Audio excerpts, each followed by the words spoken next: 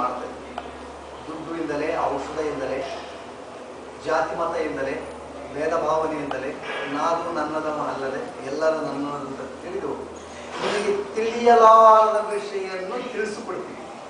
ಈ ತಿಳಿಸಿಕೊಳ್ಳೋ ವಿಷಯಗಳೇ ನಮ್ಮದಲ್ಲ. ಇಷ್ಟು ನಾವು ಪ್ರಯತ್ನ ಪಟ್ಟು ಈ ಕೆಲಸ ಮಾಡ್ತೀವಿ. ಅದಕ್ಕೆ ಮಾಯಾ, ಮಮಕಾರ, ದುಃಖ, ನಗುವು, ಅಳವು, ಸಾವಕಾರದ ಬಡವ, ಮಾಯಾ, ಮಮಕಾರ, ಮರಪು, ಗ್ಯಾಮಂತ ಏನೇನೋ ಮಾಯದಿಂದ ಕುಟ್ಟಿದ ಗೊಂಬೆ ಆಗಲಿಕ್ಕೆ ಹಿಂಗೆ ಅನಿಸ್ತದೆ. ಇಲ್ಲ ಕಡೆ ಇಲ್ಲ. ಇದು ಒಂದು ಬ್ರೈನ್ ಮೆದುಳೆಂಬುದು ಕೊಟ್ಟಿರ್ತಾನ.